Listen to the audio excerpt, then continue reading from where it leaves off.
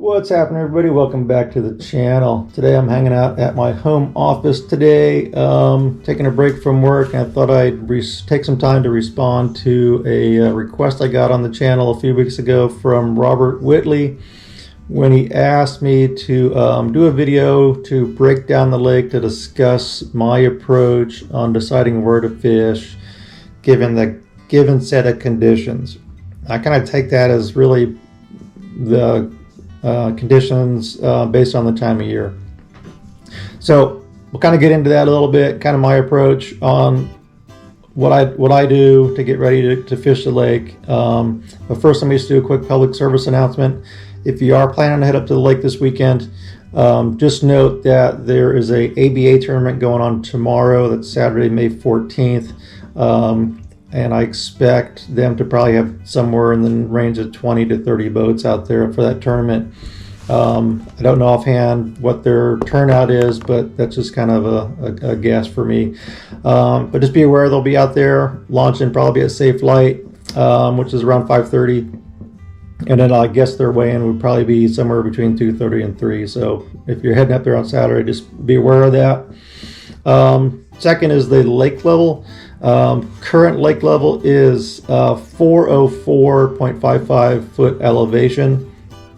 That's about 12 inches lower than my last report from April 27th, which is about 2.5 weeks ago. And it's falling at a rate of about 5 inches per week. Compared to last year, the lake was falling about 12 to 14 inches per week. So a lot steeper decline then. So hopefully they keep the screws down on the outflow and minimize the drop in lake level. As compared to last year as well, we're still about 2.5 feet lower than the level was last year at the same time. So take that for what it is. Now moving on to Robert's question, how I break down the lake. Again, it really starts with the season.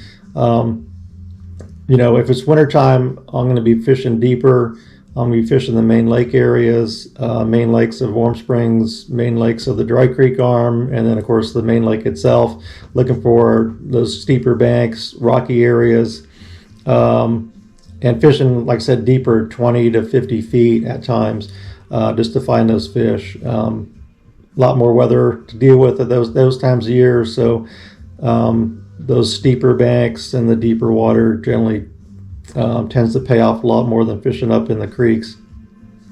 As we move into the springtime, like we're at now, we start migrating into the creeks ourselves to looking for those pre-spawn fish, spawn and post-spawn fish, and that kind of continues throughout the summer. As far as fishing goes, and where I start off with is in the creeks. And when you get into the summertime, it's really hard to fish the main lake just because of the boat traffic. So you have to kind of get pushed up into the creeks just to get away from the traffic. The other option is to go fishing at night during the summertime. And from now to June, July is a great time to night fish. It's nice and quiet. There's no boats in the water to deal with. And you can have a really good bite at times. Go out there when there's a full moon or a bright moon, because that lake does get pitch black dark at night if there's no moon. And with the trees sticking out, you just got to be careful navigating the lake.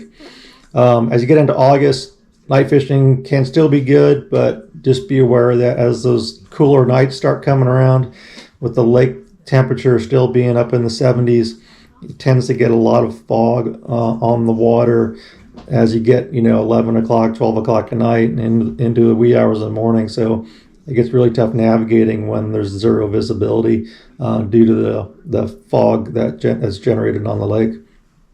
As we move into fall, we're kind of still fishing the creeks, looking for bait fish then. Starting from the mouths of the creeks all the way in, looking for the bait fish and throwing reaction baits to begin with. Flukes work really well.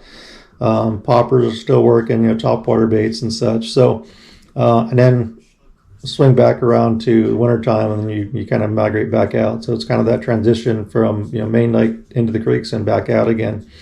That's kind of my starting point with how I prepare for the lake. The second thing is I look at my history on the lake, and I kind of go back to, this is a binder that I created years ago for the different lakes. I got tabs in here. It's kind of hard to see, but Berryessa, Clear Lake, I got the Delta, Lake Shasta, Lake Sonoma. I keep kind of a log of my trips out fishing, depending on where I'm going. And I also have in this binder is old articles. This is 2004 article on Clear Lake. I got a Bassmasters article from Jared Littner fishing. He won Clear Lake tournament. This is, I think, October, Clear Lake. So these are good resources to look at for that particular time of year, for a specific body of water that you're fishing. Again, it gives you information about, a starting point of what to look for, maybe what baits are working, what techniques are working, specific colors and so on. I've kind of moved away from the handwritten binder, and I moved into my tablet here, and I have a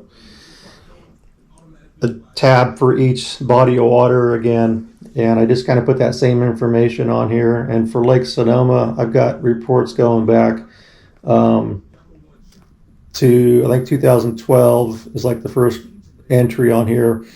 So I try to keep track of some of the information, if it was fun fishing or if it was the tournament, pre-fishing, what time I blasted off, what time I weighed in, water temperature, weather conditions, who I fished with, water clarity,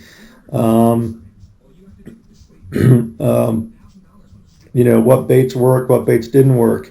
And it's really good, even if you go out for a day and you get skunked, it's good to just put some information down about the lake conditions and record what didn't work. Hey, I did this, this, and this, and I didn't fish. I got some bites, but didn't land any, or whatever the case may be. And so that kind of gives you, again, a starting point for that next outing. In addition to this, about what worked and what didn't work, is I'll put down information that I might get from other people. So if I'm fishing a tournament, or I just talk to other people on the water and they're saying they're catching fish on a certain bait or a certain depth or technique, whatever, then I'll put that in there as well as a reference. And then I'll kind of summarize that outing with, next time try this, or next time I should do this, and so all that information, as much as you can put down for that day's outing, is a good reference for the future. And it may be, a year from now or 10 years from now that you look back on that and say, oh yeah, I remember that trip. And it kind of brings back those memories of what you did that day and what really worked, and you can kind of try to repeat those things. So if you don't keep a journal or log of your trip, your fishing outings, I do highly recommend that for that information. And a lot of times you go out there and you're fishing, and you have a really good time. Fishing with a certain person, or maybe the bite's really good, and then 5 years from now you think back on that day and you're like, man, when was that? I remember we had that great day, but was that in the springtime or was that in the fall? Or so on, and you can look back at your notes and say, oh yeah, it was this specific time. So good to have that information. And like I said, I got stuff going back 12, 15 years over time. So if you haven't started one, start one now, and you'll have it for the future. So as far as the approach on the lake, what side of the lake do I fish? Do I go to Warm Spring side, or I go down to the Dry Creek side and fish the Cherry Creek or Yorta Creek? Sometimes it's just kind of a flip of the coin. Depending on the time of year, again, if it's early spring, I might just go to Warm Springs. If I'm just out fun fishing, I haven't fished a certain side of the lake in a while, I'll go and hit that side just to try something different.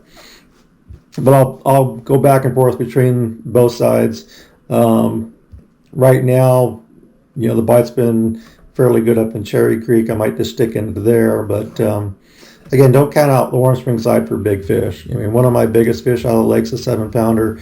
Came out of the Warm Spring side up by the campgrounds. I know of other 7 and 8-pounders, even a 9-pounder, I think, that came out of the Warm Spring side. And then my buddy Ron actually caught a 10-pounder on that side of the lake as well. So don't just discount that side of the lake for big fish, because it does have them over there.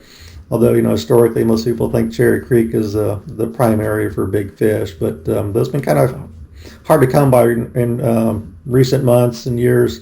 So not sure what's going on with the fishery there, but they're out there. You just got to figure out how to catch them. So anyways, that's kind of my rundown on fishing the lake. Like I said, really comes down to time of year as a starting point, previous history, and then you can factor in the weather conditions, and so on with that, and then make adjustments on the water.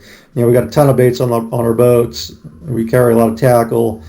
I like to experiment, try different things, and if I'm catching fish on one specific bait, I might try a different color of that bait to see if I can get fish on that.